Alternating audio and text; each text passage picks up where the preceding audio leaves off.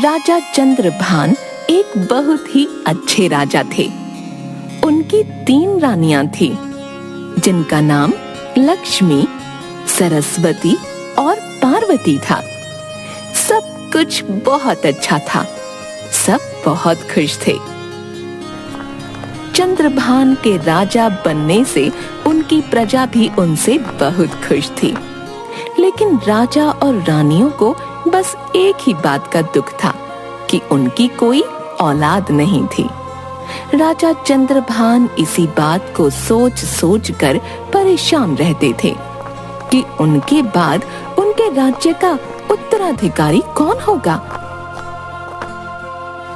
एक दिन महाराज अपनी 3 रानियों के साथ बैठकर कार्यक्रम देख रहे थे, जिसमें एक व्यक्ति तरह तरह की कला का प्रदर्शन करके उनका मनोरंजन कर रहा था।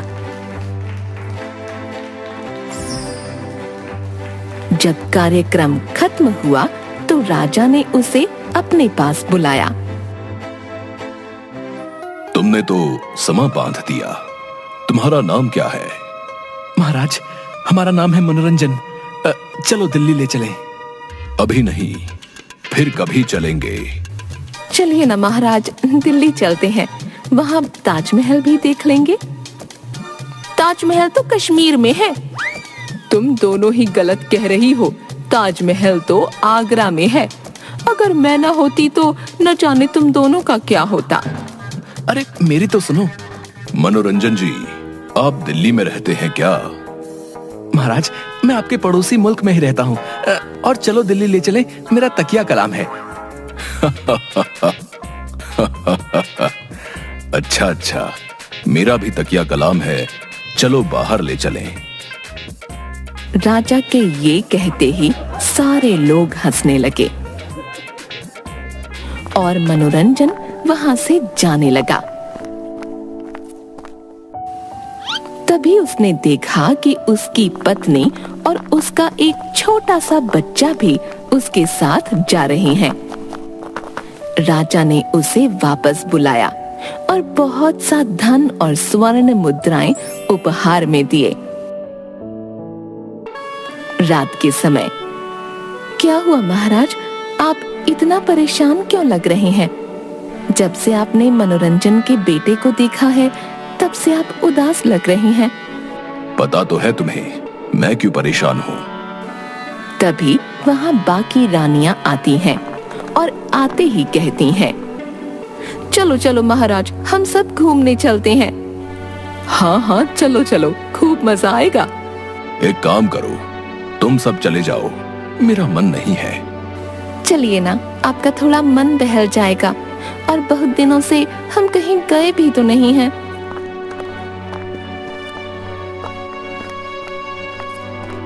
रानियों के कहने पर राजा चंद्रभान घूमने जाने के लिए राजी हो जाती हैं। ठीक है, तो तुम लोग तैयारी कर लो, हम लोग कल सुबह घूमने के लिए जाएंगे। तीनों रानियां तैयारियों में लग जाती हैं। रात होती है। चंद्रभान अपने कमरे में जाते हैं। तब वहां कोई नहीं होता। तीनों रानियां घूमने जाने की तैयारी में लगी हुई थीं। चंद्रभान अपने बिस्तर पर लेट जाता है और मन ही मन सोचने लगा, मैंने कभी किसी का दिल नहीं दुखाया, हमेशा सबकी मदद की है, फिर भी न जाने भगवान मेरे साथ ऐसा क्यों करते हैं। राजा चंद्रभान यही सब सोचते सोचते सो गए। उसी रात उनके सपने में एक पंडित जी आए। राजा चंद्रभान, अब तुम्हारे दुखों के अंत होने का समय आ गया है। कल तुम जब घूमने जाओगे, तुम्हें एक आम का पेड़ दिखाई देगा, जिसकी डाली पर 3 आम लगे होंगे, जिनको तोड़कर तुम अपनी बीवियों को खिला देना। ऐसा करने से तुम्हें जरूर संतान का सुख प्राप्त होगा। इतना कहकर वो पंडित वहां से गायब हो गए। तभी राजा चंद्रभान की आंख खुल गई और वो इधर उधर देखने लगा। अरे, ये तो सपना है। मैं ज्यादा सोच रहा हूँ इस वजह से ही मुझे ऐसे सपने आ रहे हैं। राजा यही सोच कर सो गए। अगले दिन उन्होंने अपना ये सपना अपनी तीनों रानियों को बताया। अगर आपको ये सपना आया है तो जरूर ही कुछ होगा। हाँ, जीजी सही कह रही है, और वैसे भी हम घूमने तो जा ही रहे हैं, ढूंढने में क्या दिक्कत है, ढूंढ लेंगे। दोनों रानियां चंद्रभान को उस पेड़ को ढूंढने के लिए कहती हैं, लेकिन सबसे छोटी रानी कुछ नहीं कहती। चलो चलते हैं, घूमने चलते हैं। सभी लोग घूमने के लिए जाते हैं।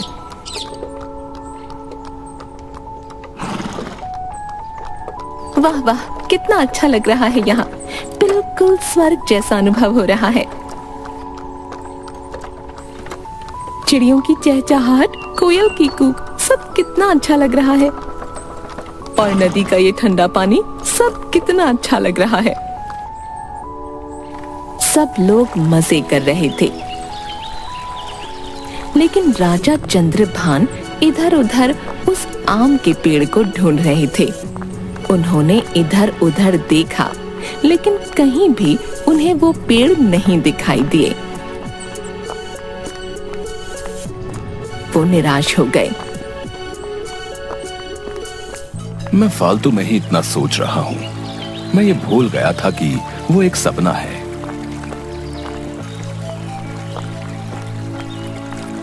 महाराज, चलो आगे चलते हैं।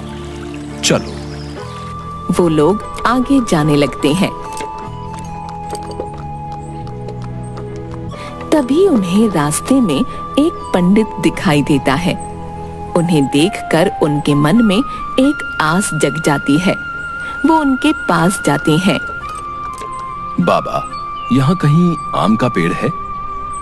हाँ, पास में ही एक आम का पेड़ है, लेकिन वो तो काफी साल पुराना है। अब तो उस पर फल भी नहीं आते हैं।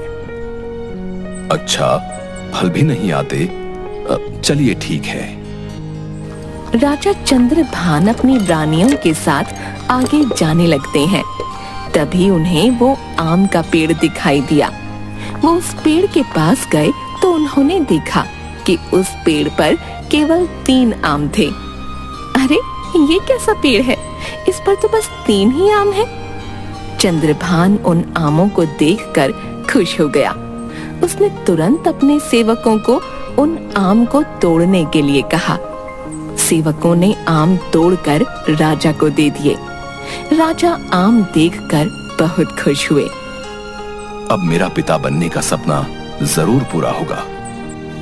राजा आम को अपने पास रख लेते हैं और थोड़ी देर घूमने के बाद वो लोग वापस महल आ जाते हैं। महल आने पर उन्होंने वो तीनों आम निकाले और अपनी रानियों को बुलाया। ये तीनों आम तुम तीनों खा लो। इसे खाने से तुम तीनों गर्भवती हो जाओगी। दोनों रानियों ने आम लिए, लेकिन सबसे छोटी रानी लक्ष्मी ने वो आम नहीं खाया, क्योंकि उन्हें आम बिल्कुल पसंद नहीं था और वो इन सब चीजों पर भरोसा भी नहीं करती थी।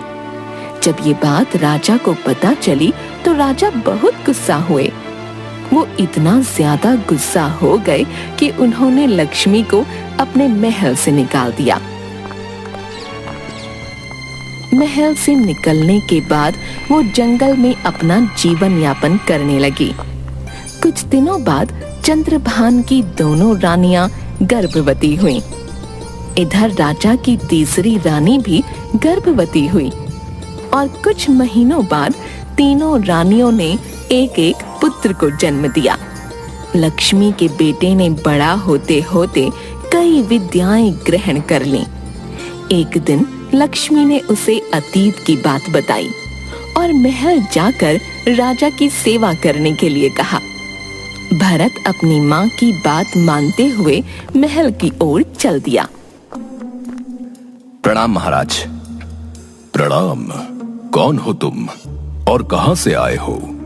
महाराज, मैं यहाँ काम की तलाश में आया हूँ। ठीक है, तुम हमारी सेना में शामिल हो जाओ। जी महाराज। भरत राजा चंद्रभान की सेना में शामिल हो गया और कुछ ही दिनों में वो सेना का सेनापति बन गया। वो हर कला में निपुण था। राजा चंद्रभान उससे बहुत खुश रहते थे, लेकिन उसके दोनों बेटे करण और अर्जुन उससे बहुत जलते थे। एक दिन, भैया इसका कुछ तो करना पड़ेगा, ऐसे तो ये धीरे धीरे महल में आ जाएगा। हाँ, सही कह रहे हो तुम। भैया क्यों ना हम इसे मरवा दें? नहीं करण, हम ऐसा नहीं कर सकते। अगर हमने ऐसा किया तो महाराज हमें नहीं छोड़ेंगे। इसको तो किसी और तरीके से फंसाना होगा। हाँ भैया, मेरे पास एक योजना है। हम दोनों कल शिकार पर जाएंगे और वापस घर नहीं आएंगे। पिताजी हम दोनों को ढूंढने के लिए जरूर उस भरत को भेजेंगे, और जब हम नहीं मिलेंगे तो पिताजी खुद ही उसे मौत के घाट उतरवा देंगे। हाँ भैया, आप सही कह रहे हो। अगले दिन दोनों भाई शिकार के लिए निकल जाते हैं और शाम होते ही महल में उनकी मां परेशान होने लगती है। किसी तरह महाराज उन्हें समझाते हैं। रात गुजरती है और सुबह सवेरे ही वो भरत को अपने पास बुलाते हैं। सेनापति भरत, अभी जाओ और हमारे पुत्रों को ढूंढ कर लाओ। अगर तुम हमारे पुत्रों को लाने में असमर्थ रहे तो तुम्हें इसके लिए मृत्यु दंड दिया जाएगा। महाराज आप चिंता ना करें, मैं आपके पुत्रों को सही सलामत लेके आऊंगा। इतना कहकर भरत जंगलों की ओर निकल जाता है। बहुत दूर चलने के बाद वो जंगल में पहुंच जाता है और उन्हें ढूंढने लगता है, लेकिन उसे कहीं कोई नजर नहीं आता। ऐसे ही पूरा दिन निकल जाता है और रात हो जाती है, लेकिन वो हार नहीं मानता और आगे की तरफ बढ़ता जाता है। बहुत दूर चलने पर उसे कुछ रोशनी दिखाई देती है। वो रोशनी के पास पहुंचता है तो देखता है कि वहां एक सुंदर लड़की खिड़की से झांक रही है। कौन हो तुम? कहां से आए? चले जाओ यहाँ से, वरना वो राक्षस तुम्हें भी कैद कर लेगा। मुझ जैसे कई लोग यहाँ कैद हैं, तुम यहाँ से चले जाओ। भरत उस लड़की की बात से बिल्कुल नहीं डरा और मन ही मन सोचने लगा कि हो ना हो वो लोग भी यही हैं। तभी वो राक्षस वहां आ जाता है और उसे देख लेता है, और जैसे ही वो उसे अपनी कैद में करना चाह रहा होता है, वैसे ही आओ मुझसे युद्ध करो, मैं तुमसे युद्ध करना चाहता हूँ। जाओ जाओ यहाँ से, मुझसे युद्ध करना बच्चों का काम नहीं। हाँ। जादुई शक्तियों से तो कोई भी युद्ध जीत सकता है। अगर इतने बलवान हो तो बिना जादुई शक्तियों के युद्ध करो। ठीक है, मुझे मंजूर है। दोनों के बीच बहुत युद्ध होता है। कभी वो राक्षस उसे पटकता, कभी भरत उस राक्षस को पटकता। बहुत देर युद्ध चलने के बाद वो राक्षस को हरा देता है और सबको आजाद कराकर महल पहुंचता है। वो दोनों अपनी गलती के लिए उससे माफी मांगते हैं और अपनी जान बचाने के लिए शुक्रिया अदा करते हैं। साथ ही साथ राजा को पूरी बात बताते हैं। जब राजा को पूरी बात का पता चलता है, मुझे माफ कर दो, लेकिन तुमने ये सब सीखा कहां से? तुम्हारे घर वाले कौन हैं? महाराज, मैं आपकी तीसरी रानी लक्ष्मी का पुत्र हूं। उन्होंने ही आपकी सेवा के लिए मुझे यहाँ भेजा है। भरत के मुंह से बात सुनते ही राजा की आंखों में पानी आ गया, क्योंकि वो सबसे ज्यादा प्यार छोटी रानी से करते थे। उन्हें अपनी गलती का एहसास हो चुका था।